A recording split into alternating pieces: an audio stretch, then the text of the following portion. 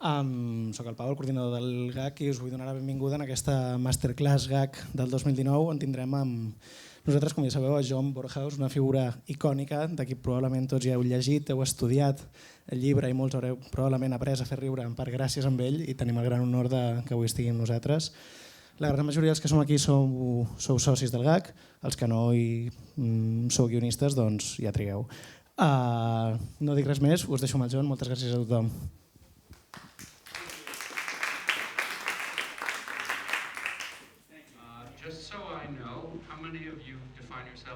Quantes persones d'aquí són guionistes? Productors, executius de cadenes o de xarxes, sí, podem fer acudits, per tant, perquè no n'hi ha. Potser còmics, de comèdia, stand-up. Bé, tenim una mica d'informació per tothom avui. Però si us interessa algun tema en concret, digueu-m'ho i en parlarem més. Tinc algunes idees que us vull donar, però també vull que hi hagi temps per preguntes i respostes, per tenir un diàleg, perquè jo també vull aprendre de vosaltres i dels problemes que teniu en el vostre negoci, en el vostre mercat. Així que intentaré aprendre prou coses per servir-vos. Així que començaré donant les gràcies als intèrprets, gràcies per fer una feina fantàstica. M'enric una mica de vosaltres, però m'encanteu. Gràcies a en Pau també per l'ajuda, al Sgai també per pensar que era una bona idea fer aquesta conferència. Espero que ningú dels representants de dalt de tots els directius estigui aquí per veure que realment no era tan bona idea. Soc John Borhaus, soc de Los Angeles, Califòrnia. M'he dedicat a ensenyar a escriure i soc escriptor professional des dels últims 40 anys. Així que, com que fa tant temps, he tingut l'oportunitat d'acumular molta experiència, molts èxits i alguns fracassos també. I avui parlaré tant de què vol dir tenir èxit com fracassar com a escriptor creatiu.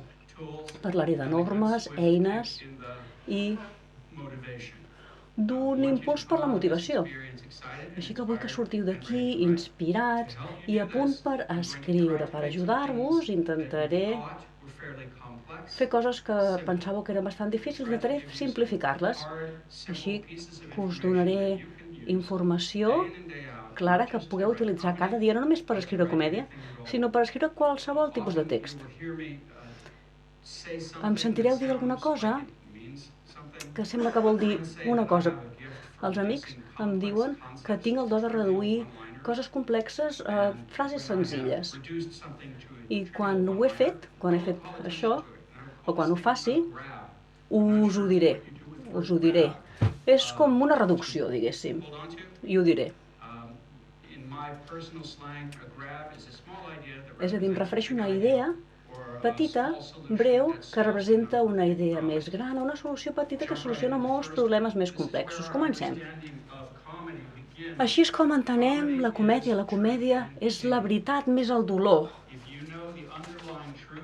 Si sabeu la veritat i el dolor subjacent de qualsevol moment humà, podeu prediure què serà divertit d'aquest moment. És una idea molt forta. Aquí, què es pensa que té una gràcia natural? Que són divertits de manera natural? No gaires persones han aixecat la mà. Jo crec que ho soc. Però, a més, alimento la meva gràcia amb molta tecnologia, amb estratègies i amb eines. I aquesta és la primera eina. La comèdia és veritat i dolor. En tots els moments humans hi ha una veritat subjacent i un dolor associat. Em vaig preguntar el següent. Com sempre faig, com us puc demostrar aquest principi? Perquè tothom l'entengui. Doncs ho puc fer amb dues paraules.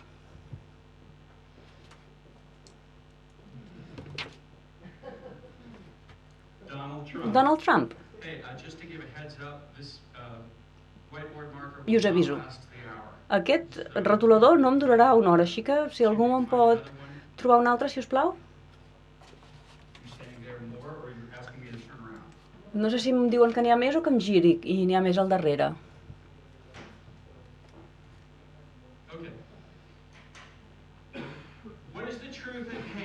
Quina és la veritat i el dolor de la nostra experiència amb Donald Trump? I no vull parlar des del punt de vista polític, Però bé, no conec a ningú, això, que li agradi. Quina és la veritat de la nostra experiència amb Donald Trump? És una força incontrolada que vaga pel món. I el dolor és que ens pot destruir a tots. Per tant, cada vegada que fem un acudit sobre ell, utilitzem la veritat i el dolor d'aquesta experiència comuna. Quan parlo de la veritat, en aquest sentit, no em refereixo a un fet, necessàriament, sinó a una opinió compartida. Per exemple, a Catalunya feu acudits de gent d'altres parts d'Espanya? Sí, em podeu donar un exemple? Un exemple d'un d'aquests acudits.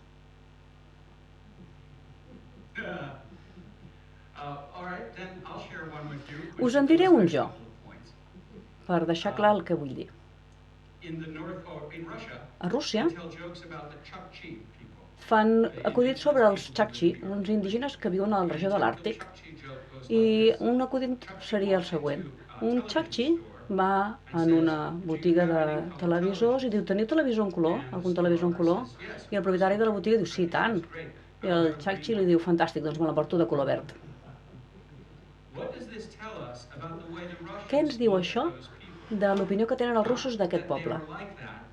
No que són així, sinó que el grup, en el seu conjunt, els veu així. No són intel·ligents i ho hem d'acceptar. Un altre acudit que potser coneixeu dels argentins. Hi ha algun argentí a la sala? Com se suïcida un argentí? Doncs puja sobre el seu ego i salta. Però no és la caiguda que el mata, sinó que es mor de gana durant la caiguda. La veritat i el dolor en altres llocs de Sud-amèrica funcionen diferents, però sabem que els argentins tenen un gran ego, són molt arrogants, i ho hem d'acceptar. Doncs és la suma de la veritat i el dolor. Ara apliquem-la aquí, a la sala. Jo sóc un professor en una aula. Quina és la meva veritat i el meu dolor? Què vull que passi? Algú? No m'agrada el silenci. Doncs vull que la gent rigui. I em temo que no riguin. Per tant, la veritat és que estic aquí per fer una feina i el dolor és que tinc inseguretat sobre la meva capacitat de fer aquesta feina. És una mica mentida, perquè jo no sóc insegur. Sóc un professional amb molta formació i molt ben vestit. Per tant, no he de témer res. Quina és la vostra veritat i el vostre dolor, doncs? A veure si us ho puc demostrar. Com et dius, Marta? Què penses ara? Estic bé, estic bé. Algú se sent una mica nerviós? La gent en aquesta situació que està nerviós és perquè pensa que potser el professor el farà participar o demanar que sigui divertit. Per tant, jo tinc una veritat i un dolor meus al cap i vosaltres el mateix. Sortim al carrer. Imaginem que estem en un embús de trànsit. Quina és la veritat del conductor? Estic en un embús. I quin és el dolor? Arribaré tard a una cosa important. Amb aquestes dues informacions, hi ha un conductor que està en un embús de trànsit i no vol arribar tard, doncs ja tinc totes les armes que necessito per destruir aquesta persona. I, senyores i senyors, ens estem a punt d'embarcar en la missió de destruir algú. Comprovaré si realment funciona per escriure en aquesta pissarra. La comèdia és la veritat i el dolor, però a més, la comèdia també implica crueltat. Crueltat. La persona que es veu involucrada en el que passa no ho veu divertit, només ho veuen divertit els que miren. Totes les comèdies de tots els tipus diferents, programes de televisió, etc., es basen en aquesta idea. Mirem algú mentre pateix. I us donaré eines a continuació que us ajudaran a ser molt efectius, a ajudar algú a patir.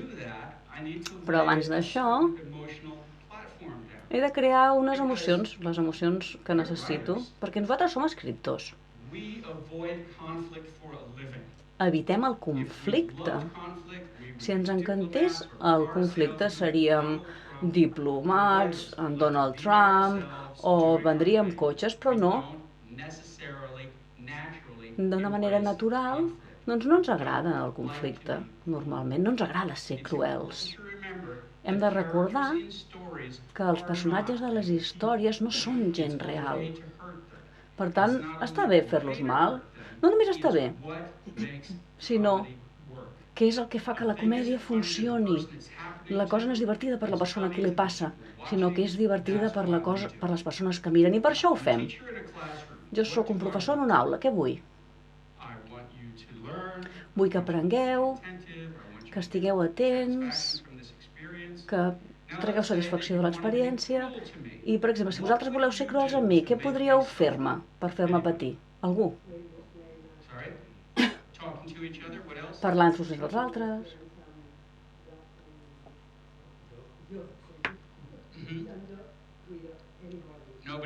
No sentim els comentaris fora del micròfon. Em sembla que ha dit, expliqueu, que si expliques un acudit que ningú rigui. Sí, horrible, no ho feu això, si us plau. Rieu en totes les ocasions, tant si penseu que és divertit com si no, o si no ho sabeu. I fins i tot si sabeu que és un acudit horrible, rieu, si us plau, perquè sou bona gent i no vulgueu que pateixi.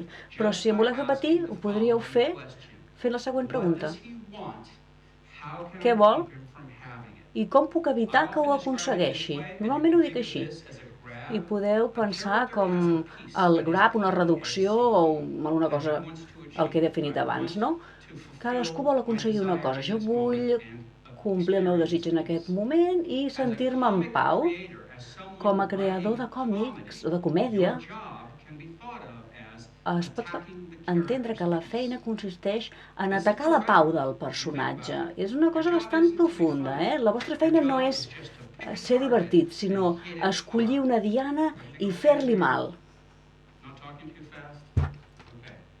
No parlo massa ràpid, d'acord. Imaginem que hi ha un predicador a l'església, fa un sermó. Què vol?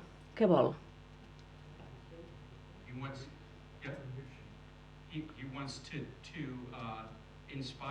Vol inspirar els membres de la congregació, vol que creguin el que ell creu, vol que el respectin, que l'entenguin, que l'honorin. Aleatòriament podem pensar en moltes maneres d'atacar la pau d'aquest personatge. Què podem fer? A un capellà, per exemple, que fa un sermó. Doncs aixecar-nos i marxar. Què més? Xiular. Sí, xiular. Riure. Riure. Exacte, perquè ell no vol que la gent rigui, no? Vol inspirar els membres de la congregació. És a dir, que és força fàcil pensar en maneres d'atacar la persona, pensant en què podria passar. Però jo us vull ensenyar una cosa. No heu de fer atacs aleatoris, sinó que podeu fer atacs estratègics. I adoptant una estratègia, veureu que no només teniu 1 o 5 acudits, ni 10 acudits, sinó que tindreu un potencial inacabable d'acudits, tots basats en la següent idea. Si un problema és de difícil resolució, podeu facilitar la resolució reduint-lo a un problema més concret i més específic. I jo ho faig utilitzant les eines còmiques.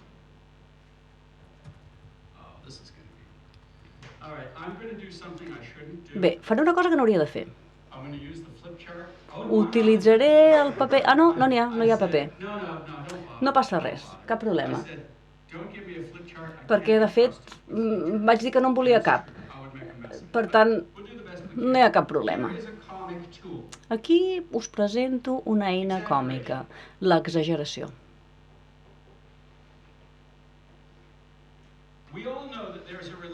Tots sabem que hi ha una relació entre la comèdia i l'exageració, ho veiem constantment. Ja s'ha dit que la comèdia és drama més exageració. I és una bona manera de pensar, de definir-ho. Però pensem en l'exageració com una arma que tenim nosaltres. El capellà o el predicador parla a la congregació i vol predicar la paraula de Déu. Quan pensem en l'exageració, pensem a treure les coses de la normalitat i posar-les en un entorn anòmal. Quanta gent hi ha normalment en una església? No ho sé, 50, 100, un nombre raonable, no? Que hi hagi una relació raonable entre l'espai disponible i la gent que hi ha. Doncs si utilitzem l'exageració com una eina, podem augmentar el nombre, perquè en lloc de 50 persones doncs potser n'hi hagi 500 o 5.000. També podem utilitzar l'exageració en l'altra direcció, disminuint el nombre de persones, perquè n'hi hagi 10, 5, 2, 1 o que no hi hagi ningú. Fent aquestes dues coses, podem atacar el personatge de dues maneres. Podem posar-hi massa gent i com afectarà això la seva pau? Farà que sigui molt difícil comunicar-se per ell, perquè hi ha masses persones. O podem eliminar tot de la sala, de l'església. Podem exagerar-ho cap al mínim perquè no hi hagi ningú escoltant-lo. Ja tenim dues maneres de fer que la situació sigui divertida pels espectadors perquè puguin riure's del capellà o del predicador. Això és l'exageració pel que fa al nombre. Però podem exagerar d'altres maneres, també. Per exemple, exagerar la qualitat de les coses. Per exemple, la temperatura en aquesta sala està més o menys bé. Fa una mica de calor, però no fa massa calor. Però podem exagerar la calor que fa aquí i fer que faci tanta calor com a l'infern. Quin seria l'efecte negatiu sobre el predicador, sobre el capellà? Estaria suant. Imagineu-vos-ho. Vull que escolteu la paraula de Déu, però estic emmarat de suor. Estic patint. La gent es despullaria. Fantàstic. Com et dius, Jordi? Fantàstic. Vas 3 passes per davant meu. És una resposta fantàstica. La gent es despullarà perquè fa massa calor. I de fet, ara et tornaré a dir una cosa. Què passa si exagerem al revés i fem que la sala faci massa fred a la sala o a l'església? Tothom estarà congelat de fred. Així que podem exagerar amb la mida de les coses, el nombre, la qualitat. I d'aquests moments veurem que també podem exagerar l'actitud de les persones. Però ara pensem afectar o de tenir un impacte en l'entorn físic. Amb l'eina de l'exageració podem ampliar o reduir les coses. Vol dir això que tot el que se'ns acudeixi serà graciós? Doncs no, no sempre. I ara, pels que no heu llegit The Comic Toolbox, el llibre, doncs us parlaré de la norma del 9. La norma del 9 diu que de cada 10 acudits que feu, 9 no funcionaran. Uau! Pensem-hi un moment, de cada 10 acudits que feu, 9 no funcionaran. Sembla que sigui un gran fracàs, no? Un fracàs darrere un altre. Una gran misèria. No acceptaríeu aquesta taxa d'èxit en l'esport, en el sexe o en un altre entorn on t'hi juguis molt. I per què està bé en l'entorn de la comèdia? Us diré per què. Diguem que tinc un acudit, només un acudit. Quina part del meu ego hi he d'invertir? És matemàtiques. Tot el meu ego. El 100% del meu ego va en aquell únic acudit. Diguem que en tinc 10 ara. Quina part del meu ego he d'invertir en cada un? Doncs només el 10%. I com que només un ha de funcionar, doncs llavors no em fa por el fracàs. És una idea molt important que vull destacar. Els que ens dediquem a escriure acudits, ens fa por a fracassar, ens fa por explicar acudits que no facin gràcia. Doncs ens escapem d'aquesta por reconeixent que és normal que la majoria de les vegades no funcionin els acudits. Fem que faci més calor a l'església, no funciona, fem que faci més fred, tampoc funciona, per un motiu o per un altre. No funciona, no és divertit. Si podem arribar en el moment, al nostre cap i al nostre cor, en què no ens molesti aquest grau de fracàs, doncs aleshores serem lliures de fer el que hem de fer. que és crear sense tenir en compte les conseqüències, tenir la llibertat d'intentar solucionar el problema de maneres molt diferents. Ara ja comencem a tenir cert equipament. Sabem l'objectiu, atacar la pau del personatge. Tenim una arma, l'exageració. I també tenim estem disposats a fracassar, a intentar-ho moltes vegades sabent que només hem d'aconseguir fer riure una vegada o dues. Espero que fins i tot ara, en què us sentiu una mica alliberats, us sentiu alleujats, perquè sabeu que no cal que feu gràcia, sinó que només heu de solucionar un problema. Les persones creatives carreguen una càrrega enorme, i jo us compadeixo perquè estic en el mateix lloc que vosaltres. Vull fer gràcia, vull ser divertit, vull tenir èxit creant. Quina és la conseqüència d'aquesta gran càrrega? Doncs que em fa que sigui més difícil fer la meva feina, perquè si em preocupo pel fracàs m'és més difícil, però si m'allunyo d'aquesta necessitat de tenir èxit, aleshores em resulta més fàcil tenir èxit, i ho tornaré a dir. Ho diré mirant a la càmera. El moment en què m'allunyo de la necessitat de tenir èxit, doncs m'és més fàcil tenir èxit. Realment és només una qüestió de relaxar-se. Utilitzem eines perquè ens dona la manera de fer diana una i una altra vegada. Definim el problema d'una manera més limitada perquè sigui més fàcil fer diana i donem suport a tot això pensant que, com a molt, fracassaré, és el pitjor que em pot passar, i probablement fracassaré la majoria de les vegades. I, per tant, de cop, estem preparats. I ara agafarem la idea del Jordi de treure'ns la roba. Una altra eina, l'eina del tabú. Let me tell you something. Parlarem sobre la comèdia ara. La comèdia comença quan la tolerància s'acaba. I si pressionem a les persones fins a un punt en què no estan còmodes, doncs comencen a riure. Per què més podem fer? Utilitzant només aquesta eina del tabú per fer que aquest personatge pateixi. Què podem fer?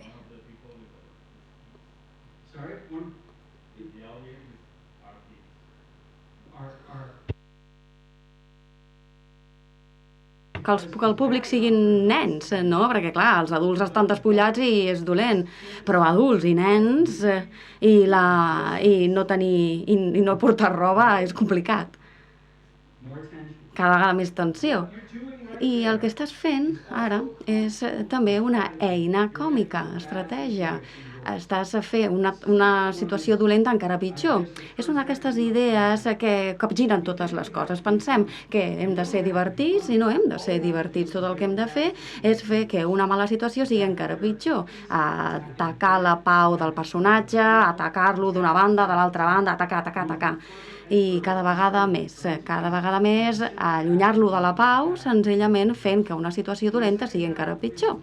A la segona part de la presentació parlarem sobre l'estructura de les històries, però només dir-vos que la veritat està revelada sota la pressió. Si posem pressió sobre un personatge en una història per tal que el personatge entengui la nova realitat, la veritat, i la comèdia el que fa és posar pressió als personatges. Si posem més pressió, doncs cada vegada la situació és més divertida. Ens podem treure la roba, pot estar ple de nens, què més podem fer? Arribar a l'orgasme. Sí, soc tan bon capellà predicant que arribem a un orgasme. Això cada vegada em poso més nerviosa. Sí. Sí, ets bo, tio? Sí, ets molt bo, perquè a la ment del personatge li estàs donant un conflicte intern molt important. Imaginem que una persona a la primera fila que està transportat per lo que diu el predicador, el capellà, que l'inspira tant i li arriba aquest moment de clímax, diguem-ho. Així que hi ha dues coses a la ment del capellà. Quines són les dues coses a la ment del capellà? Soc superbo i que dolent que soc. I això crea un conflicte intern dins del personatge. Aquestes paraules, conflicte intern, i reconèixer que el conflicte intern serveix perquè es torni boig el personatge, treure'l, allunyar-lo de la seva pau, i també genera tensió dins del públic, perquè ara el públic està buscant les circumstàncies i diu sí, vull que el capellà tingui èxit, però mare meva, crec que està tenint massa èxit i tot. No sé si vull que tingui èxit o que fracassi, perquè jo estic experimentant aquest conflicte intern. Això ho tornarem a tractar a la segona part de la xerrada d'avui, quan examinem com crear personatges còmics, especialment com crear personatges que inspiren aquest conflicte intern en el públic. Però bueno, no em vull adelantar. Encara estem parlant sobre el tabú. Anem a utilitzar aquesta eina una miqueta més. Què més podem fer? Utilitzar només l'eina del tabú per tal que aquesta persona pateixi. Sí, podria tenir una erecció. Sí, i podem veure quanta llibertat tenim a aquesta sala. Només que ho veieu, estem parlant d'orgasmes, estem parlant d'ereccions, de gent despullada, i no té per què sigui políticament correcte, no? Potser no sou conscients, però he canviat les normes de la sala només introduint la idea del tabú. I preguntant o demanant, no és quelcom que sentim, sinó quelcom que utilitzem. El minut en el que dic tabú, que és una eina, ens estem alliberant dels nostres propis tabús, no? Ja s'ha dit, ja ho he dit, jo mateix ho he dit, que el problema és anant massa lluny, és que només sabràs que has arribat tan lluny quan hi arribes, no? Aquesta conversa l'estem fent arribar massa lluny, però seria útil per nosaltres fer-ho, perquè llavors almenys sabríem on està el nostre nivell de tolerància, no? I llavors anem a la banda interior de la tolerància, no? Això seria diferent?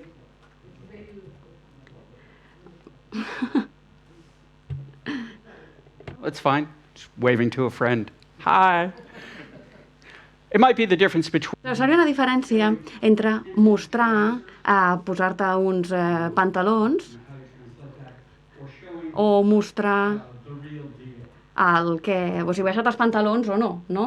Com si diguéssim, la primera vegada que ho descrius amb tota la roba fora i dius, no, potser això sigui massa, no? Tens la mateixa energia còmica en la impressió o en la inferència d'una erecció. I llavors no mostrar la realitat, la cosa real, no? Aquesta eina es diu el·lipse i normalment es puntua amb 3 punts, és la part que no es diu, que no es menciona, no? Que es deixa fora. Quan diem, per exemple, quan mostrem la cara d'una persona que té un orgasme i no mostrem l'equip, no? Això seria un exemple d'una el·lipsi, no? Estem donant al públic espai per solucionar aquest trencaclosques, no? Que els hi presentem. Per exemple, quan escoltim un acudit, la primera vegada, és divertit. La segona vegada ja no és divertit. Per què? Doncs perquè ja ha solucionat aquest trencaclosques de l'acudit. I tu llavors, aquella persona escoltant l'acudit, ja no et funciona. No tens cap feina a fer.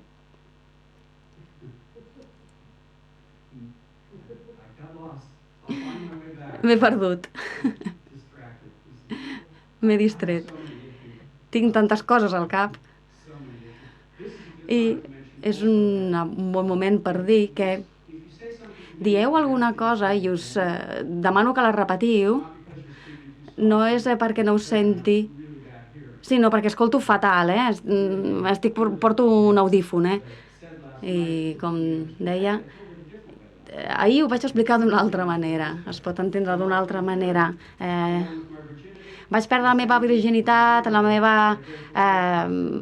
un concert i també a Madison Square Garden l'any 1970 i també vaig perdre la meva capacitat d'escoltar. Va ser un show fantàstic. Parèntesi.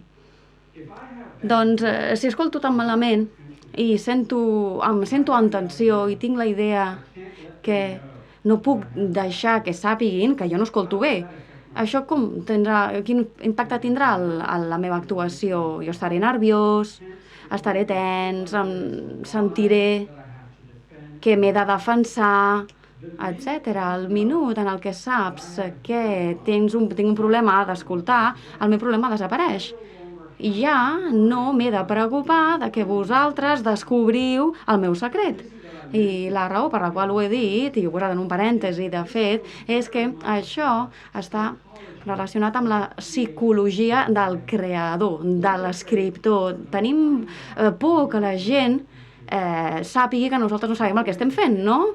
Comencem a parlar, estem nerviosos i crec que entenc la meva idea, però en realitat no sé el que estic fent. I si estàs molt nerviós i que no podràs transmetre-la, doncs és dolent. Però si la primera cosa que dius és que estàs nerviós per alguna cosa, de sobte ja no et poden fer mal descobrint el teu secret, perquè ja l'has revelat, el teu secret. I per mi això seria un tema de dir a un grup de persones, sí, no escolto bé, però també alguns dels meus acudits no funcionaran. No és que tingui por, però si us dic abans que no estic 100% segur del que passarà, no m'he de preocupar de vosaltres jutjant-me de forma negativa. Tu ets un còmic stand-up. Què passa quan no funciona un acudit? No hem sentit el seu comentari perquè no fa servir el micròfon, ho sentim. És una eina de còmic. Dir una mentida. És una eina dels còmics. S'ha de dir, moltes vegades podem treure humor d'una situació només dient l'oposat del que és cert, de la realitat. No ho sé. És divertit. Bueno, tu torna a preguntar, o potser a una altra persona. Tu també ets un còmic stand-up? I què passa al teu ment quan no funciona un acudit?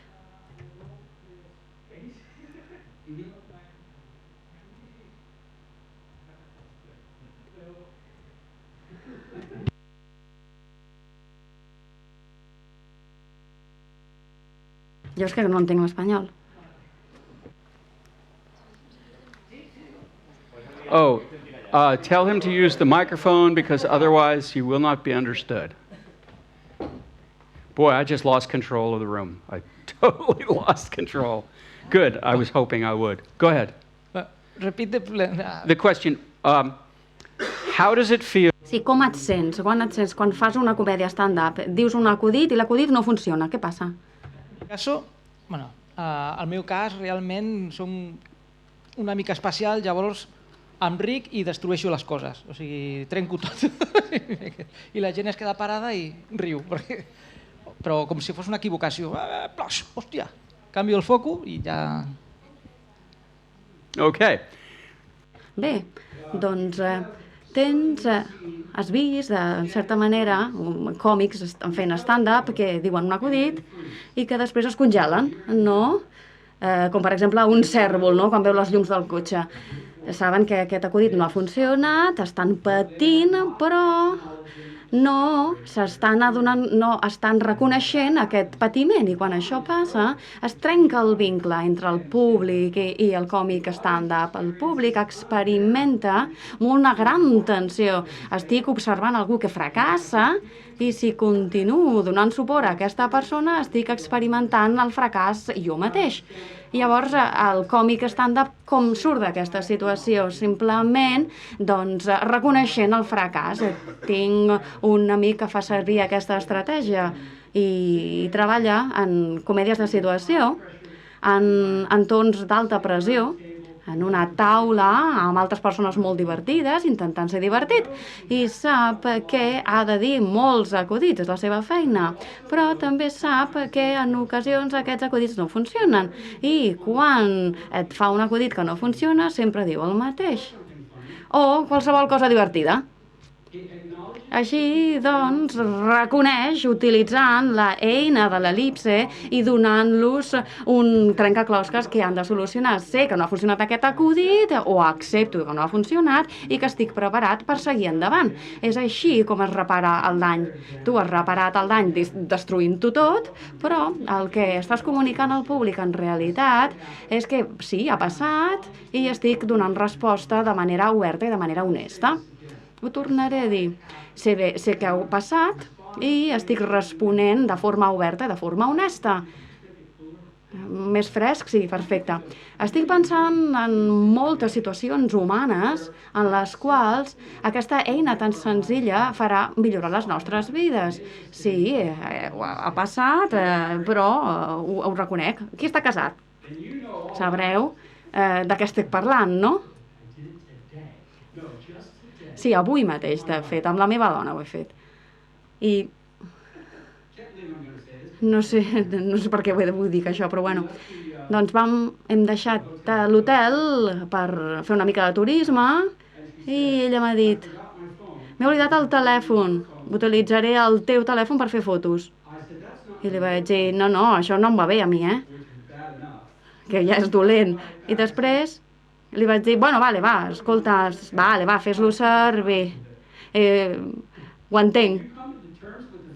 Sí, vale, ho acceptes, el fet de que vull utilitzar el teu telèfon? I bé, em sorprèn que estiguem casats després de tots aquests anys. Eines còmiques. Sí, reconèixer el fracàs. Doncs quan les coses fracassen és bo dir sí, l'he vist fracassar i estic preparat per seguir endavant. El públic ho sap, el públic sap que has fracassat. El públic, ja sigui un públic de stand-up o alguna persona a qui estàs parlant, una persona a qui li estàs explicant un acudit en una situació social.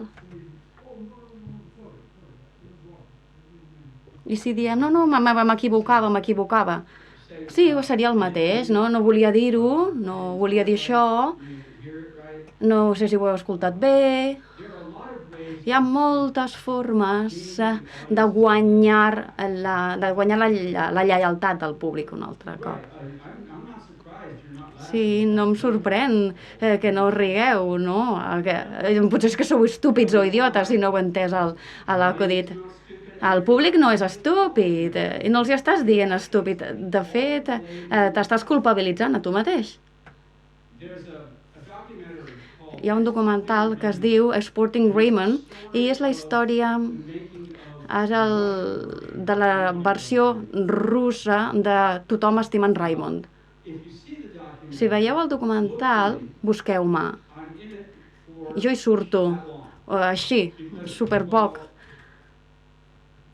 Els russos estaven fent de Tothom li agrada Raymond, també en feien Married with Children, i jo treballava en Married with Children, així que vaig haver d'anar al càsting, dir Everybody Loves Raining, i crec que portava aquesta mateixa jaqueta, de fet, I la persona que va fer aquest documental va fer una cosa superintel·ligent. No va fer cap acudit sobre els russos, fins i tot tenint en compte que eren l'objecte de tots els acudits. I es va fer l'objecte de tots els acudits. Els russos no són estúpids, jo sóc massa tonto per entendre'ls. És una estratègia supereficaç. I sempre que t'ataques a tu mateix, guanyes. Sempre que ataques als altres, doncs entres en una situació complicada. Potser tens èxit, però tindràs èxit si la càrrega te la poses a sobre teu. Ho sento que no heu entès aquest acudit, ho sento que sigueu tan estúpids. No estàs atacant al públic, estàs atacant a tu mateix i recuperes la lleialtat del públic. Quan no ets un professional format com jo, te n'adones que les mans s'aixequen, fins i tot quan no s'estan aixecant. Perquè estàs tan desesperat perquè et distreguin. Bé, doncs, exageració, tabú, el·lipsi... Estem fent una caixa d'eines, una altra eina. Quina és? Una de les meves favorites. És el conflicte de context. Això ens diu que en qualsevol entorn físic hi ha un ventall molt estret de coses que poden passar i un ventall, una llista de coses que no poden passar, una llista il·limitada, no? Per exemple, com atacar la pau d'un altre personatge. Estem a un bar i resulta que hi ha un home i una dona que intenten sortir junts, no? Han fet contacte visual, escoltant música, i el cupido està per allà, però volem que pateixin, volem fer-los mal. Quin és el seu objectiu? Sí, estar junts, clar. Quines són les coses normals esperables que passarien a un bar? Sí, hi hauria un cambrer, una cambrera, altres persones, altres clients, begudes, gent borratxa, evidentment, música, totes aquestes coses són les coses normals que podria passar en un torn d'un bar. I ara anem a canviar la matemàtica. Coses físiques inesperades. Més que fan el personatge patir i que són divertides. Coses que no pertanyen a aquest entorn. Les podem posar en aquest entorn pel propòsit de que la parella no aconsegueixin el que volen, estar junts. Sí, el capellà. I aquesta eina la diem callback. Si era divertit abans, i ho torno a dir, doncs tornarà a ser divertit. I em transporto cap al futur i dic, moltes gràcies per estar aquí i, per cert, el capellà també. Acabo de projectar un acudit a 2 a 3 hores en el futur. Potser no me'n recordo de fer-ho quan acabem la sessió. Però bueno, hem parlat al capellà, sí, li diem callback, que ha sigut divertit en aquesta situació, i també perquè el capellà no pertany en aquesta situació d'un bar. Ara encara empitjorarem més les coses, no només el capellà, sinó un capellà que fa què?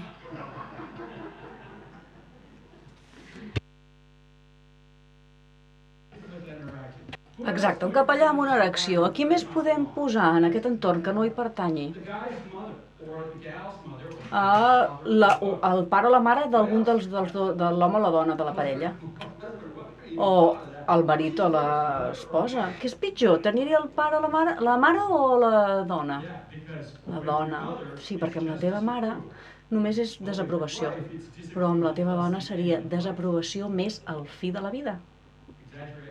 Exageració? No en el meu cas, amb la meva dona. Què més hi podem posar? Tenim persones, afegim alguna cosa física. Nens. Nenes, sí, com a distracció. Què més? Una pantalla de televisió amb el volum tan alt que no pugui parlar la parella. Amb un documental, per exemple, del National Geographic.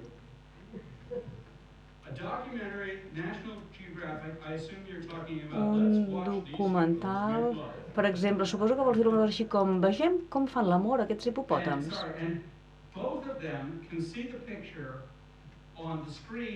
I tots dos poden veure la imatge a la pantalla per sobre de l'espatlla de l'altre.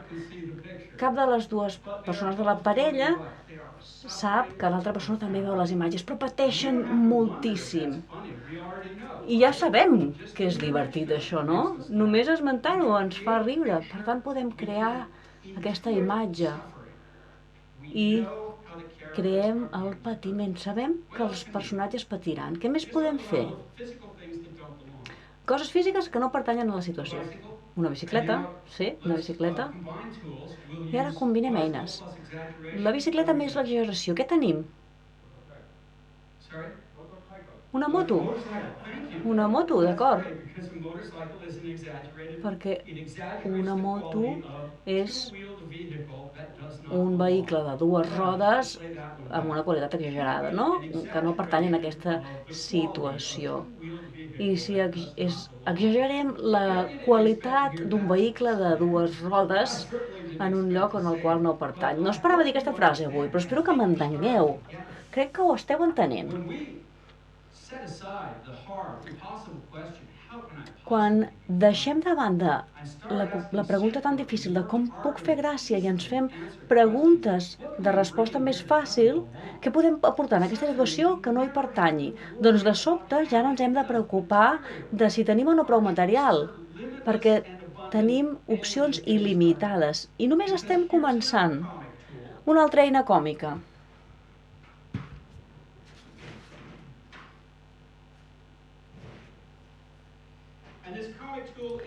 Aquesta eina còmica és una resposta inadequada.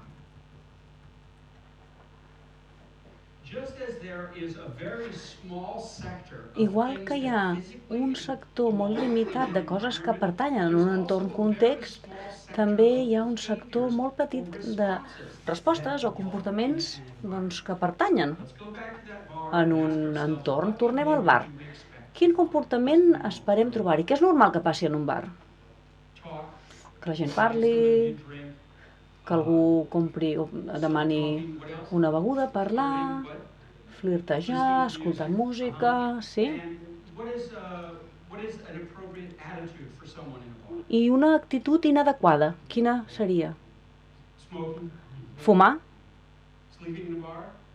Dormir en un bar, per exemple? Quines actituds no pertanyen al bar? Algú ha dit plorar. D'acord, imaginem-nos el següent. Un noi i una noia que volen estar junts i tenen algú al costat, una persona desconeguda que no coneixem, que de cop es posa a plorar de manera descontrolada. És un comportament inadequat, però i quin és l'efecte que té? Doncs ataca la pau del personatge. Volen estar junts, el noi i la noia, però resulta que hi ha la mare allà o la dona plorant desesperadament. És un personatge que no pertany a aquesta situació, és inadequada. Per exemple, pensem en un enterrament. Quins comportaments són adequats? El silenci, respecte...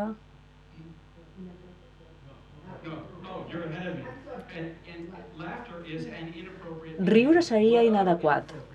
Quins altres comportaments serien inadequats? Ballar, tenir una erecció, sí, ja ha tornat a sortir. Suposo que no li ha agradat. No, ja m'havia dit que havia de marxar. Això ho fa la gent. Ja ho vaig dir ahir a la nit.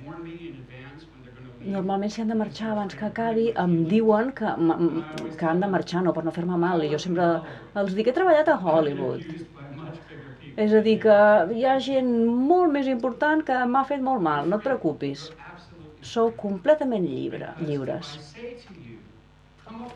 Si us dic, penseu en un acudit en un bar, esteu completament perduts perquè us heu de pensar una cosa aleatòria, no? Però si us dic, penseu en un noi i una noia que volen estar junts i penseu en totes les persones diferents del bar i les maneres en què les seves actituds poden evitar que aquesta parella pugui estar junta tranquil·lament. No esteu sent creatius només, sinó que esteu solucionant problemes i això és més fàcil per diferents motius. Un, és una manera més eficaç de pensar i el que és més profund. Si intentem ser creatius, el nostre ego està implicat en aquesta feina completament i si fracassem ens fa mal l'ego, però quan estem solucionant problemes, quan som analítics, quan fem servir eines, l'ego no hi té res a veure, estem intentant escriure una llista de coses i tots sabem fer això i no ens fa mal si fracassem. Per això m'agrada tant la idea de pensar en la comèdia com una activitat de resolució de problemes. La filosofia diu que es tracta de portar que la filosofia és portar gallegues d'aigua al riu. I jo crec que per tenir una solució creativa, doncs és fer això.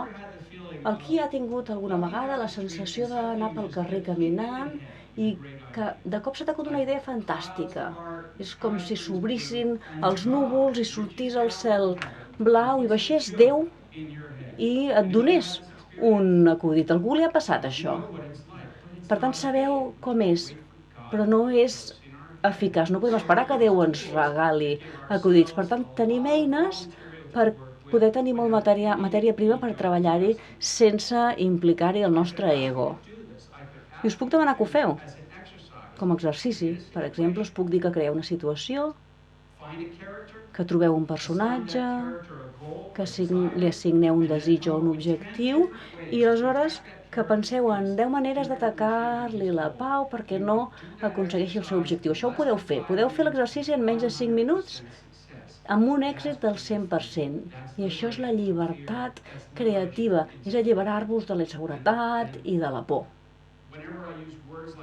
I quan utilitzo aquestes paraules, por, inseguretat, sempre em sento una mica esporuguit i insegur, perquè no parlo de la tecnologia, de la comèdia, sinó del que passa al nostre cap, al cap i al cor d'un escriptor. Però sempre torno al mateix, perquè no podem crear d'una manera eficaç si no entenem què passa dins nostre. I podem fer-ho de manera efectiva entenent què pensem i què sentim. Per això utilitzem eines per alliberar-nos. I utilitzem el poder de la llista i la norma dels 9 per crear solucions, sabent que no les necessitem totes. Tothom em segueix? D'acord. Anem a veure unes quantes eines més. Suposem que vull agafar un rotulador d'aquesta pissarra Veleda i de cop veig que no ho és, que no és un rotulador per aquesta pissarra, sinó que és un permanent, un rotulador permanent. Això és no complir l'expectativa. Un personatge vol un resultat concret i treballa per obtenir aquell resultat. Pensa que està a punt d'aconseguir-lo i de cop passa una cosa inesperada. Què li passa al personatge? Doncs passa de sentir-se bé a sentir-se malament. Què passa al públic? Riu. Tornem a la parella al bar. Com podem solucionar el problema i pensar en un acudit només pensant en aquesta eina? La noia no és una noia, per exemple. Sí, realment ets una cosa especial, tu, perquè estava pensant exactament el mateix. I abans d'avançar, tinc una pregunta per vosaltres. Fins a quin punt sou liberals? Bé, doncs sí, resulta que la noia no és una noia o el noi no és un noi. O són germans, per exemple. Això realment seria no complir l'expectativa i a més hi hauria el tabú. Què més podem fer? Arribo a impartir una classe i veig que a l'aula hi ha 150 persones que estan esperant la meva classe. Començo a parlar i tot va molt bé i aleshores algú aixeca la mà i diu però això no era una classe d'astrofísica? La meva expectativa de tindre èxit queda anul·lada amb aquesta nova informació. I ara parlem d'aquesta nova informació, perquè no és només una eina còmica, sinó que a més és una eina de narració. Tot el que hem de saber de l'estructura d'una història es pot entendre amb aquesta informació. La història és el viatge d'un estat emocional a un altre estat emocional pel pont de la nova informació. Pensem en aquesta parella al bar, doncs ara pensem no només com a acudit, sinó com a història. S'estan apropant, s'estan coneixent, com se senten? Senten emoció, se senten feliços, pensen, funcionarà, funcionarà. I de cop acabem amb les seves expectatives amb una nova informació. I abans de continuar, Per exemple, dir, no te'n recordes que la setmana passada ens en vam anar al llit? Alguna cosa que faci gràcia. O de cop arriba l'esposa, o el marit, o al revés, estem al segle XXI, oi? De cop, la història ha canviat, l'estat emocional també. Hem passat de l'emoció i la felicitat a què? A la frustració, a la por. Una nova informació desencadena un canvi en l'estat emocional. Ho tornaré a dir per la càmera. Una història està basada en la idea que una nova informació desencadenarà un canvi en l'estat emocional. A part de la comèdia, aquesta nova informació també funciona molt bé en la narració per explicar històries, perquè podem veure tot el que passa en la història i en lloc de pensar si correspon o no això en aquesta història, podem preguntar-nos si aquest esdeveniment provoca un canvi en l'estat emocional. Si és que sí, doncs està bé. Si no, doncs aleshores no és un bon moment per la història. Tabú, exageració, callback, recuperació, acabar amb les expectatives... Són eines molt bones. Hi ha alguna pregunta sobre totes aquestes eines que hem comentat fins ara?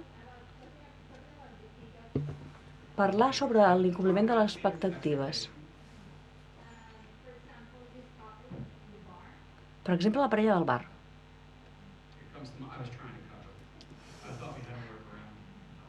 Intentava repetir-ho perquè funcionés. Fantàstic, el micro. Parlem de l'incompliment de les expectatives, no? Tenim la parella al bar, que intenta conèixer, etc. O estar junts i de cop la càmera fa un zoom cap enrere i la noia no arriba a seure amb aquesta persona, sinó amb una altra. Sí, això seria un incompliment de les expectatives, exacte. És un moment que hem vist moltes vegades abans, no? A càmera lenta, una parella camina un cap a l'altre en un camp ple de flors, amb els braços oberts, i de cop doncs ell passa d'ella i va cap al seu gos. Sí, és un incompliment de l'expectativa, totalment. I aquí he de dir una cosa. No us preocupeu si sembla massa fàcil, perquè el que acabes de dir ens soluciona el problema. Tot el que hem de saber, si volem escriure comèdia, existeix en la tecnologia que acabes d'utilitzar. El problema és que quan comencem a utilitzar aquesta tecnologia creativa, la part de nosaltres que s'ha basat en la creativitat intuïtiva fins a aquest moment comença a sentir-se insegura. La proposta que ens fem és la següent. Tinc aquesta creativitat natural i em dona bons resultats. Però ara, de cop, hi ha tota aquesta altra manera de pensar en les coses i entenc quins són els beneficis, però també veig els perills. Quin és el perill? Que tot encaixarà com en un rellotge, no? Doncs bé, tots els escriptors que he ensenyat ha creuat aquest pont de la màgia de la creativitat cap a la tecnologia de la creativitat. I tots tenen la mateixa experiència, l'experiència que tindreu vosaltres. Durant un període curt de temps, mentre intentem pensar en la creativitat d'una manera analítica, doncs hi haurà una mena de sensació analítica i mecànica per solucionar els problemes, però de cop totes aquestes eines donaran suport a la vostra creativitat i per tant al final tindreu la màgia de la creativitat, és a dir, que Déu us donarà una idea fantàstica, més amb totes les eines tecnològiques de la creativitat que us permetran ser creatius d'una manera més eficaç. Tornem a la idea que la creativitat implica portar galledes d'aigua al riu. Podem parlar de fer una presa, de fer un canal, o canals d'irrigació, canonades. Parlem d'agafar la matèria prima que tenim disponible i utilitzar-la d'una manera més eficaç. Agafar la matèria prima que tenim la matèria primera, i utilitzar-la d'una manera eficaç de dues maneres. Primera manera, entenent les emocions que sentirem en utilitzar aquestes eines, i en segon lloc, utilitzant el benefici de tenir moltes més solucions a la nostra disposició. Així és com avances molt ràpidament quan comences a utilitzar aquestes eines. I a vegades fa mal de dir, jo tinc aquestes eines i funcionen molt bé i m'encanten, però hi ha altres eines que també funcionen. Per tant, no vull que sortiu d'aquí dient vull utilitzar les eines que utilitza en John Borhaus. Preferiria que sortíssiu d'aquí avui dient vull utilitzar eines, perquè veig que m'aportaran beneficis. Podeu utilitzar les vostres eines, les meves, les d'algú altre, i no importa. Però veureu un canvi en el vostre procés creatiu, un canvi en com enteneu el vostre pensament, com penseu i com us sentiu amb vosaltres mateixos. Us sentireu més alleugerits, més còmodes amb el fracàs, més relaxats, perquè sabeu que cada vegada que esteu encallats podeu anar a un lloc per desencallar-vos. No cal examinar una escena aleatòriament, sinó que podeu utilitzar el xoc de contingut i quan ja no va bé aquesta eina, doncs el tabú o l'incompliment de l'expectativa. Podeu anar provant una eina i després una altra i aplicar-les a la situació. Per tant, no cal que patiu per manca de solucions. No cal que patiu. I diré que aquesta és la meva gran missió a la vida, ajudar a les persones creatives a no patir. Perquè jo ja he patit prou per tots vosaltres. He patit moltíssim. Però durant el camí m'he preguntat com puc fer-ho més fàcil? Què puc fer? Què puc fer per ser millor i no esperar la màgia de la creativitat? Perquè el meu subconscient és qui s'inventa tots els bons acudits, perquè no faig resolució de problemes i per tant així sóc una mica entre un professor i un predicador, no? És a dir, dic, utilitzeu aquestes eines perquè són eficaces, però també dic, utilitzeu-les perquè transformaran la vostra vida i la faran millor. Aquesta és la part del predicador o capellà, no? Si ella no se n'hagués anat, doncs us hauria pogut explicar que és cert perquè vaig fer-li una classe fa 10 anys, no sé per què ha marxat bé. Tothom aquí, doncs ara canviarem de tema. Si hi ha alguna pregunta, la podem fer ara sobre el que hem parlat fins ara, i si no avancem doncs. Els personatges còmics, hem d'entendre que tots els personatges tenen un filtre còmic, tots els personatges còmics tenen un filtre còmic. Els que heu llegit el llibre en anglès direu, no ho deies perspectiva còmica? Sí, però perspectiva són 3 síl·labes i filtre són 2, així que al cap de 25 anys he optimitzat el meu vocabulari. Així doncs, filtre còmic. Quan la meva dona era la meva editora i jo escrivia guions, ella me'ls marcava, me'ls corregia, em deia què és el que funcionava, què és el que no funcionava dels meus guions.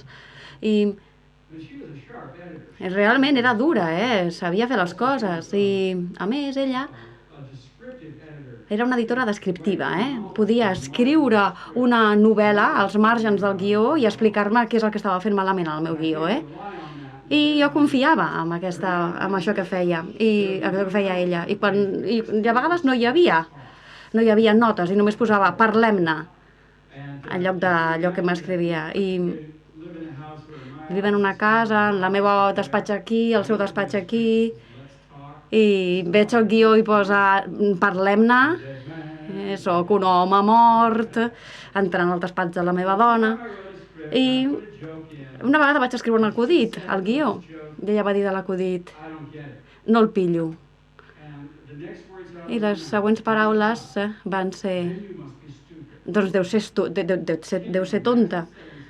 Imagineu dir això a la vostra dona, que era la teva editora, que t'està fent aquesta feina gratis a més, imagineu-vos. Vaig dormir al sofà durant uns quants dies, I per què vaig dir-ho? Doncs perquè em sentia insegur i era més fàcil atacar-la amb ella que admetre la meva inseguretat, no? El meu propi fracàs. I ara ja ho he superat una mica, però quan te trobes en una situació així, recordeu que la persona no és estúpida, no és tonta. La persona potser és tonta perquè és el teu editor, perquè és una feina molt dura, però si teniu aquesta reacció negativa, és només el vostre ego el que està parlant, I ho hem superat, no? Tornem a lo que dèiem abans. Filtre còmic. Un filtre còmic és la forma única del personatge de veure i interpretar la realitat. El filtre còmic és la forma del personatge d'entendre i d'interactuar amb el món que l'envolta.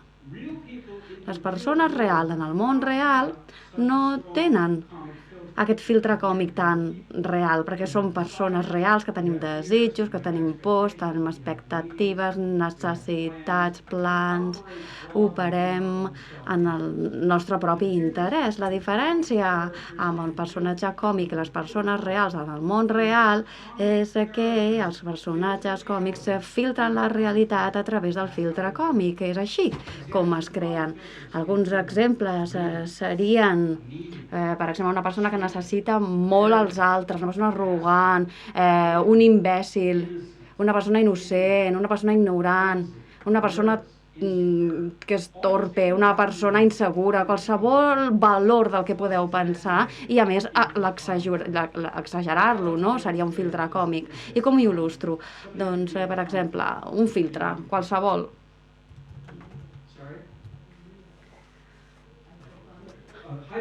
Una persona hipocondríaca.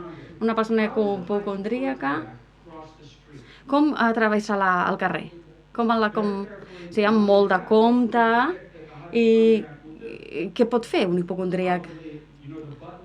El botó aquest que apretes per poder creuar, segurament es posarà uns guants per apretar-lo, seria una exageració, no? Com es pot protegir encara més? Una mascareta,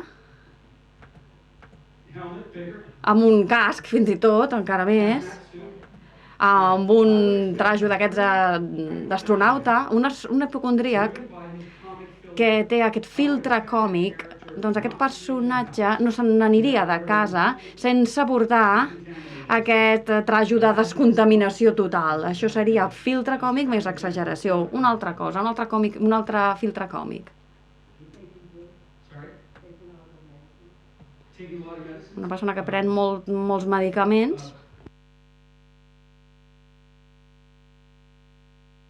Una addicció. Així que un addicte com atravessa el carrer. Probablement una vegada i l'altra, i l'altra, i l'altra. Perquè és un addicte. Un altre.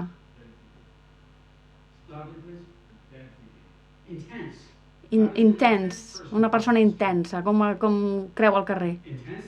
D'una manera intensa.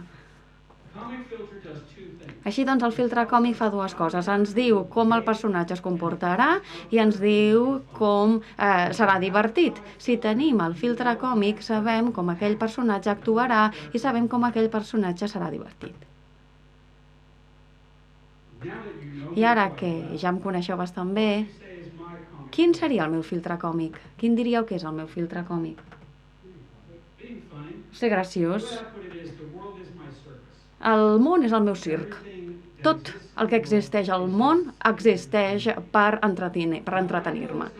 Ja sé que no és cert, perquè sóc una persona real en un món real, però ara que ja tinc aquesta informació, puc reinventar-me a mi mateix com a personatge còmic. I farem aquest exercici ara, en un moment, però reflexionem sobre els personatges còmics que coneixem molt bé. No sé, Sheldon Cooper, de Big Bang Theory. El coneixeu? Quin és el seu filtre còmic? Que és un ampollon, no? Un perfeccionista.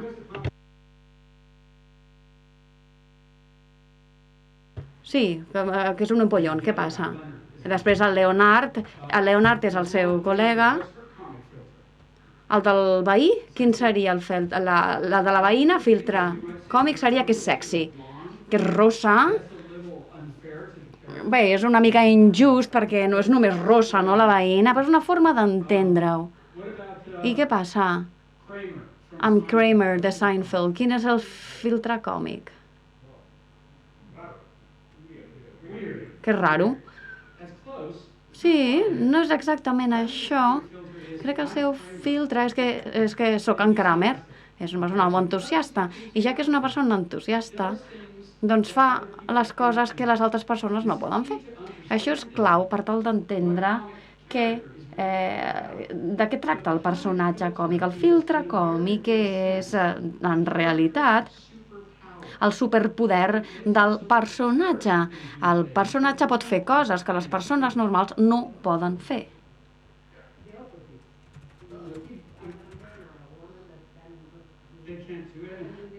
Sí, al contrari, com si diguéssim. Sí, podria ser així, però vol dir exactament més o menys el mateix, no? Perquè una persona normal no es pot quedar a casa tenint por, no? Un personatge còmic que és esclau del seu filtre còmic sí que pot tenir el superpoder de no haver de marxar mai de casa, o no ser mai capaç de sortir de casa.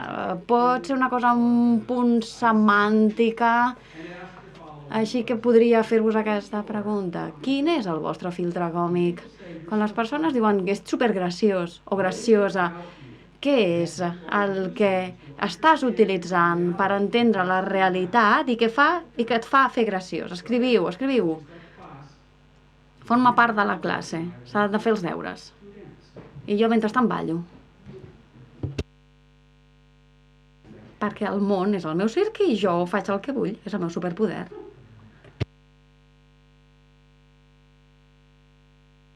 M'estan pagant per ballar malament. Ara mateix, això és un superpoder, I qui digui el contrari... John, quin és el teu superpoder, el teu filtre còmic?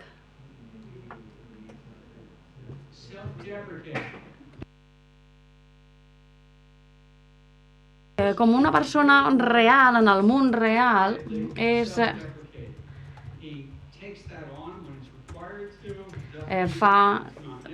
una persona que fa autodesaprovació. I sí, al convertir-me en la persona que no es desaprova en absolut, autodesaprovació, com creuarà?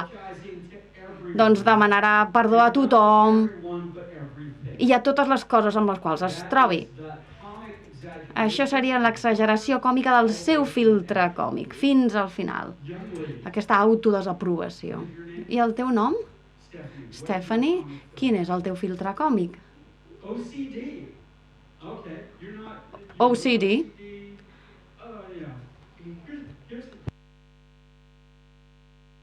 Així és com sóc jo també, OCD. Haveu estat a una sala... Sí, seria com el TOC. El TOC. El trastorn obsessiu compulsiu. Trastorn obsessiu compulsiu. TOC. OCD. Els nois que tenen hiperactivitat... Sí, això també és una altra cosa que em ve al cap. Hiperactivitat amb falta d'atenció. Seria un altre acrònim. Quants hiperactius necessitem per canviar una bombeta? Quants en necessitem? Quantes verges despullades necessites per canviar una bombeta?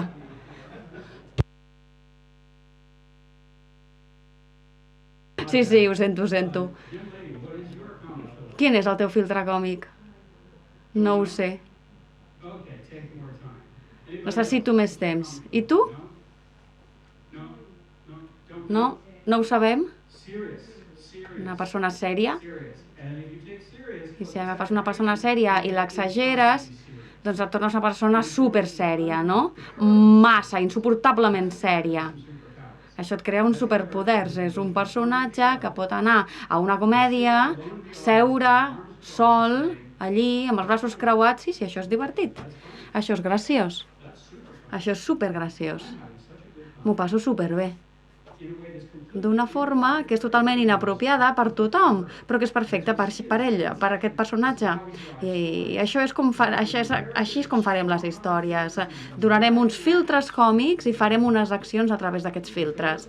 I per aquells que diuen no ho sé, no sé quin és el meu filtre, doncs reflexioneu, us convido a reflexionar-hi i són els vostres deures. Encara que no us considereu unes persones molt divertides o gracioses, teniu formes de veure la realitat específiques, perquè són persones normals i aquestes formes no es posen al mig de la vostra... no tenen un impacte negatiu en la vostra efectivitat, però un personatge còmic pot agafar la realitat i la pot augmentar, la pot exagerar i es pot convertir en una cosa impossible de funcionar. I això és el que volem. Les persones reals, en el món real, fan coses perquè volen en el seu propi interès, però els personatges còmics en el món còmic fan les coses per la seva autoimatge. Volen que el seu filtre còmic guanyi. Sheldon Cooper a Big Bang Theory, el seu filtre còmic és que sóc el millor. I ho demostraré encara que em costi tot. I hi ha molts episodis de Big Bang Theory que ho demostren. Però un en particular, que recordo ara, quan està en un concurs contra els seus amics i necessita ser el que té les respostes adequades i se li va al cap al final. El seu filtre còmic ens diu què és el que farà, com serà divertit i també al final prediu el resultat. Fracassarà per culpa del seu filtre còmic. Entenem el que vull dir? I he parlat dels deures, ja ho sé, i realment vull que els feu, els deures, perquè és valuós fer-ho. Crec que serà valuós per vosaltres. Parlant de totes aquestes coses, aprenent sobre aquestes coses, el valor real encara serà més important si, de fet, l'utilitzeu.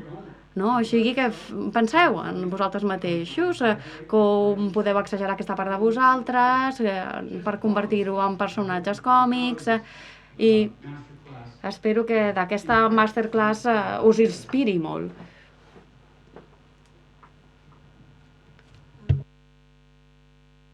I com es posaria un personatge que és molt empàtic?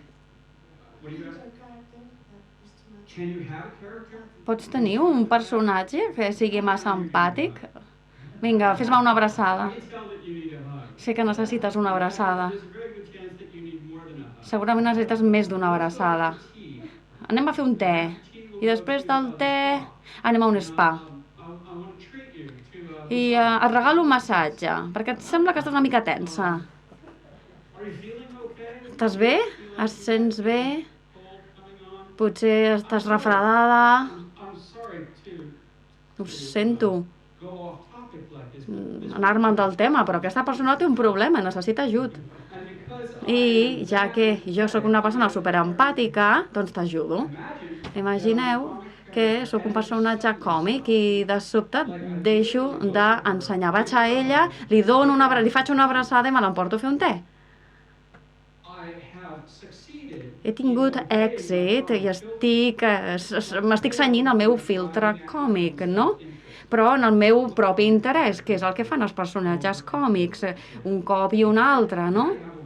I podeu veure les accions a les vostres històries i preguntar-vos, el personatge està obtenint el que vol? No, doncs no ens ho oblidem. El que volem és que sigui l'esclau del seu filtre còmic. T'he contestat, sí, no? I t'he respost donant-te exemple, suposo que ho has entès.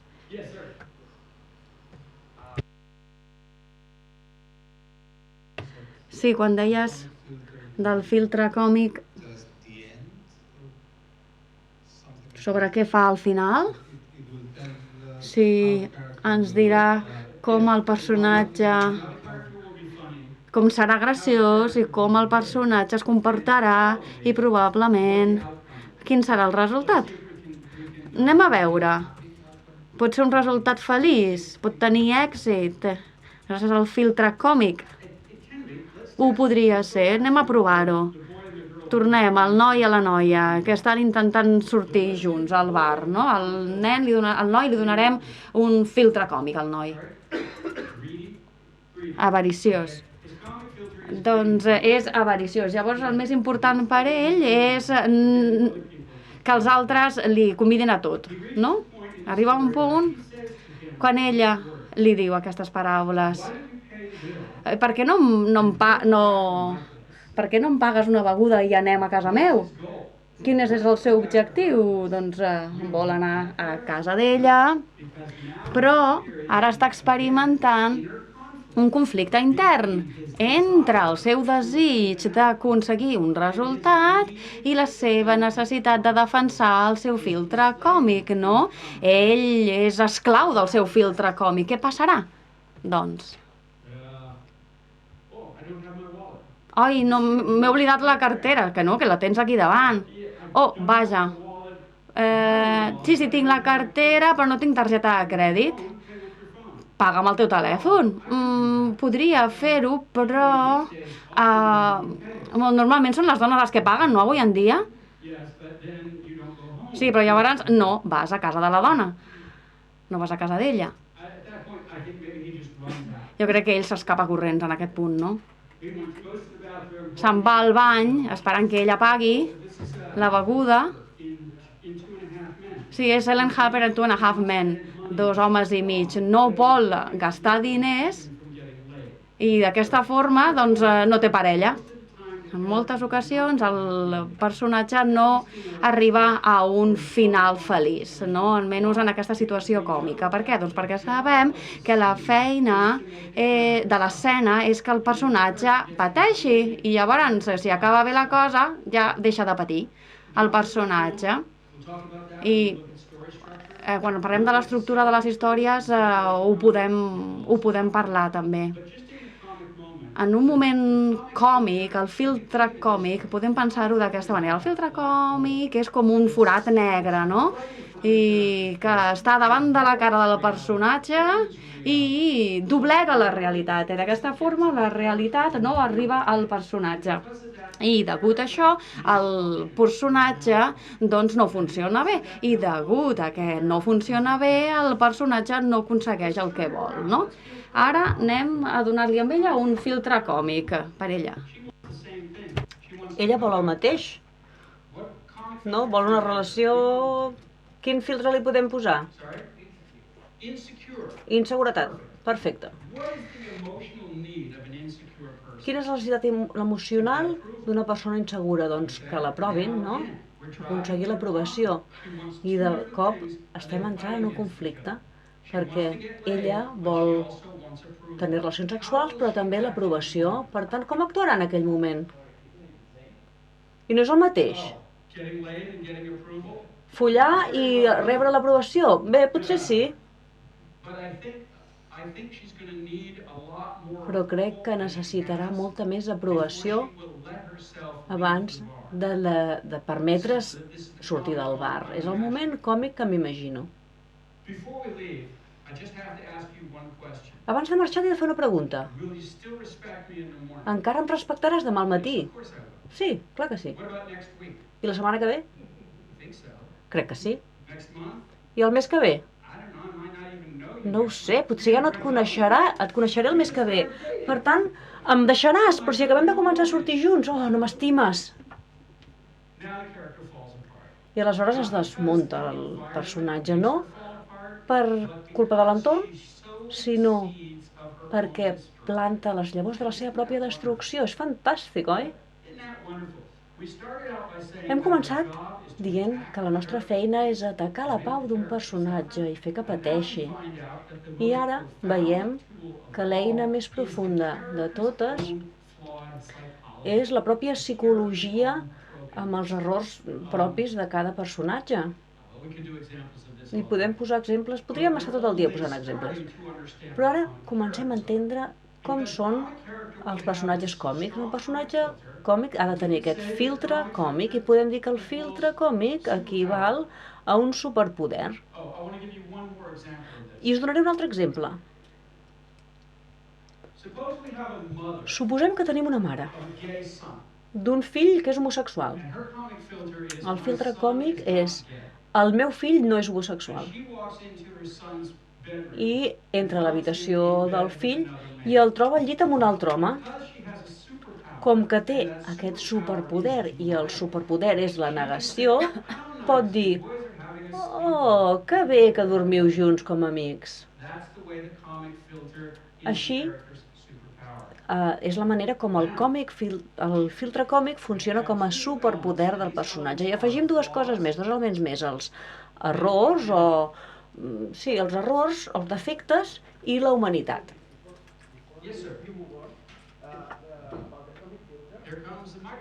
Esperem el micròfon. Gràcies. Sobre el filtre còmic, volia preguntar una cosa. És possible aplicar un doble filtre a un personatge? O això fa que no funcioni? Vas 30 segons per davant del que volia dir. Un personatge còmic fort té un únic filtre còmic, però també té altres qualitats, que ara veurem, que li aporten més textura i li donen dimensió. Tens un exemple? No, però abans parlaves de Sheldon Cooper, és un perfeccionista, però també sempre té raó, per tant està orgullós alhora. Sí, exacte. No sabem a vegades què és què, no? Si crees un personatge còmic del no-res, des del principi, normalment comences dient: crec que el filtre còmic és aquest, el perfeccionisme. I aleshores treballes amb el personatge, es va desenvolupant, el poses en una història i potser t'adones que en realitat la paraula és arrogància o massa orgullós. La definició va canviant una miqueta. Per tant, no cal definir-la amb una sola paraula. A no ser que vulguis vendre la idea a un canal, no? O que potser tu vulguis ser molt intel·ligent i dir-los exactament quina és la paraula perfecta, adequada. Per tant, sí que hi ha espai per aportar-hi matisos. El que és clau és que independentment del conjunt d'actituds del personatge, ha de controlar-les totes.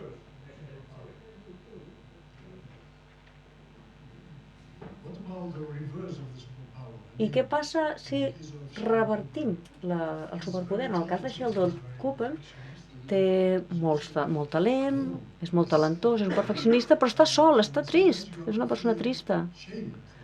I a vegades el compadeixes. O te n'avergonyeixes, no?, una mica? Bé, això està relacionat amb la idea que per la seva pròpia imatge fa coses que van contra ell, i sí, ens sap greu, ens compadim d'ell. A veure, és una molt bona pregunta. I ara avancem. Perquè ara no estic preparat per donar-te la resposta. Crec que si afegim més informació, doncs aquestes preguntes quedaran aclarides.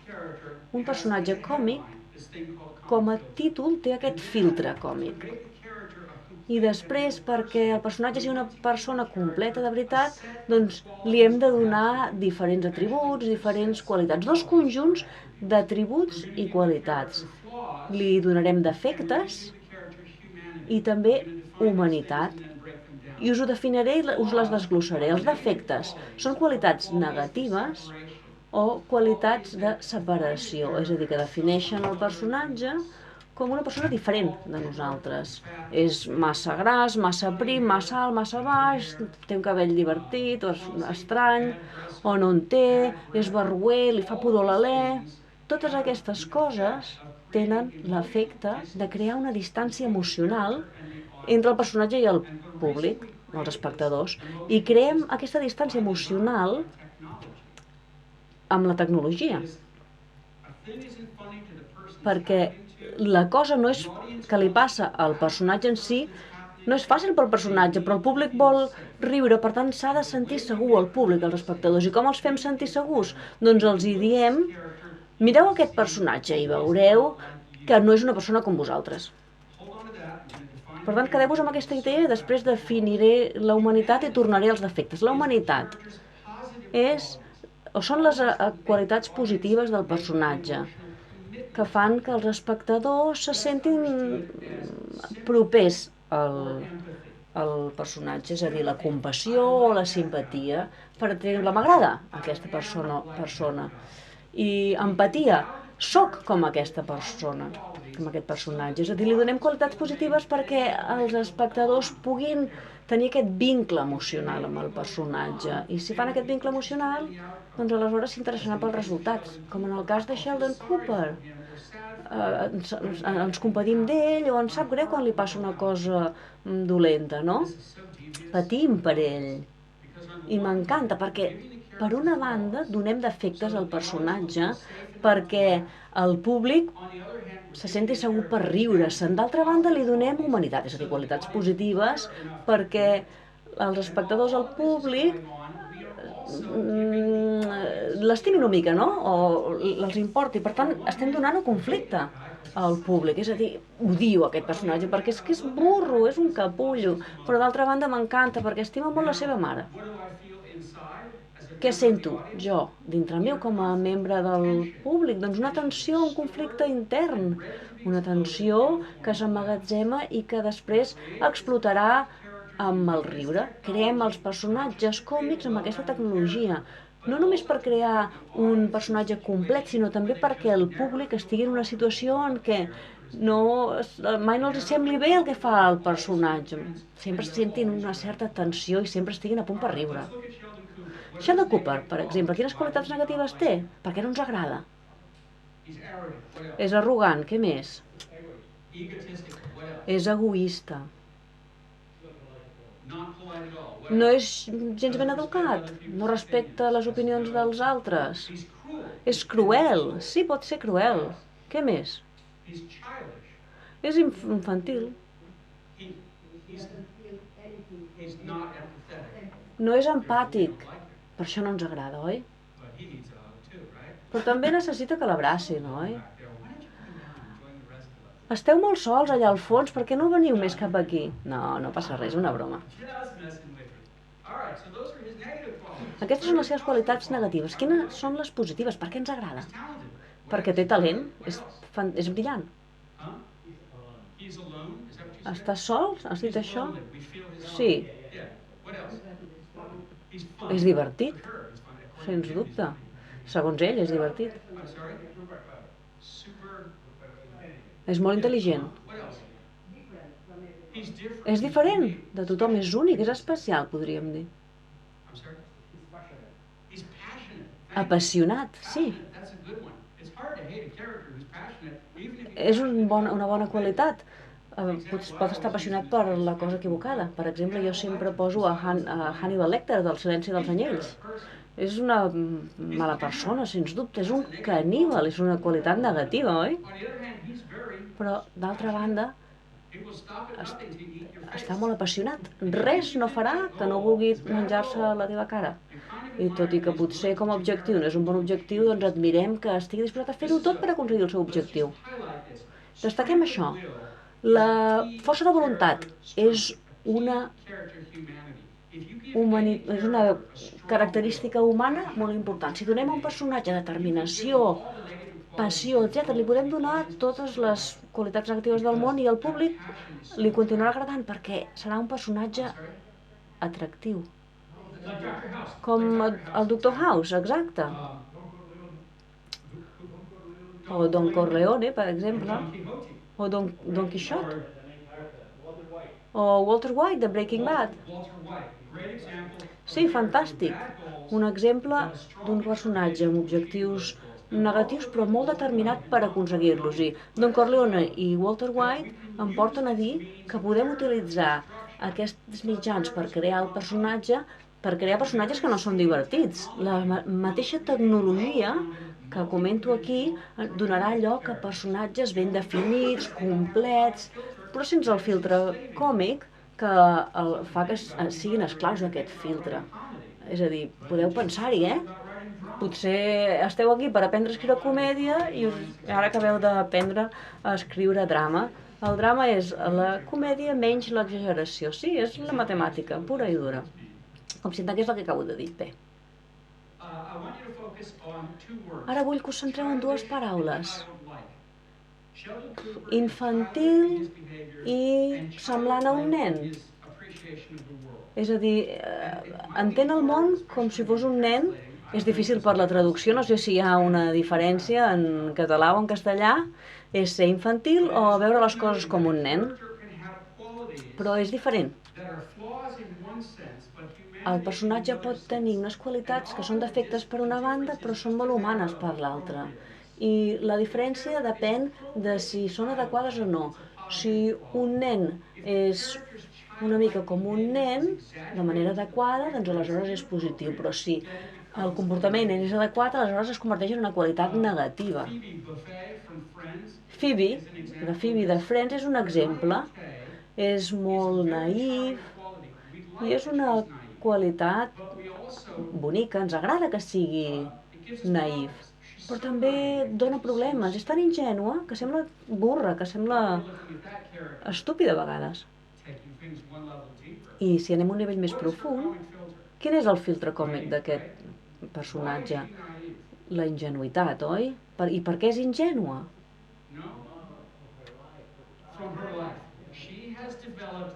Perquè la innocència és com es defensa de la realitat, es protegeix de la seva realitat.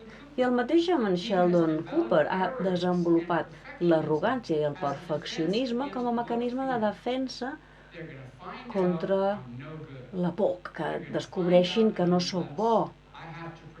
M'he de protegir psicològicament d'aquest desenllaç i ho faré amb el meu filtre còmic.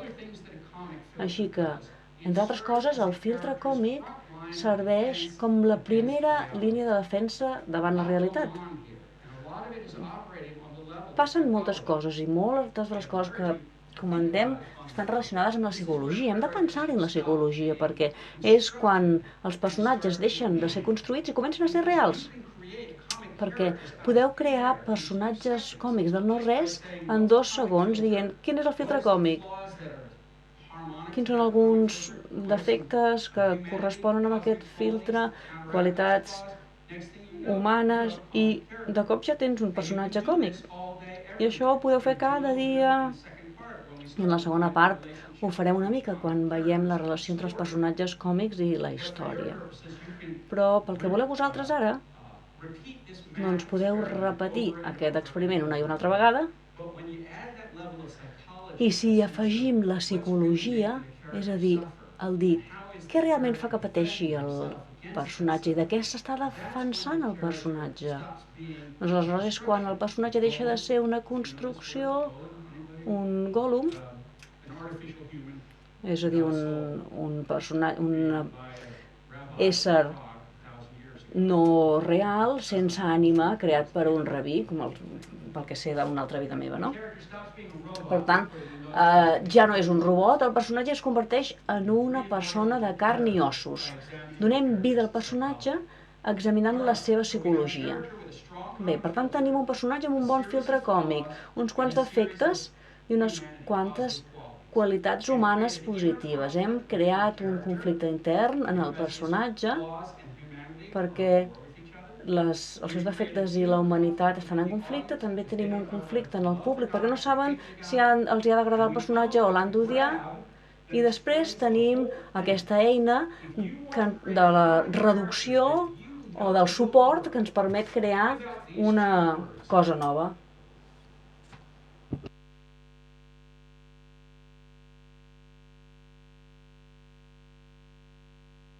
Un monstre empàtic.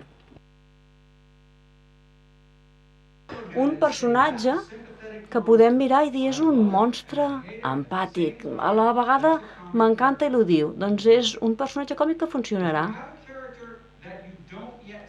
Si tenim un personatge que no veiem com un monstre empàtic, doncs podem exagerar-ho encara més. Podem ampliar el volum a un monstre comprensiu. És a dir, perquè es converteixi en un monstre compassiu,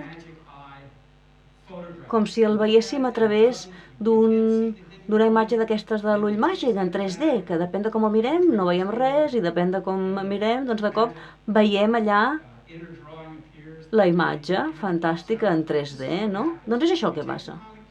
Agafem un personatge còmic i si no és prou graciós, doncs hem d'exagerar les seves qualitats i acabarà sent graciós. Si exagerem massa, doncs aleshores podem tornar a desexagerar una mica, no? És a dir, ho anem ajustant. I així és com creem els monstres comprensius i quan ja els tenim, ja tenim un personatge còmic que funciona. Molt bé. Doncs ara farem una pausa i pel que entenc farem el següent. Farem una pausa de 15 o 20 minuts.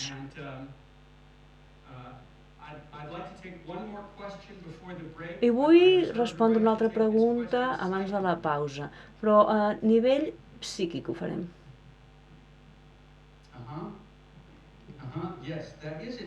Sí, una pregunta fantàstica. Sí que tinc llibres a la venda.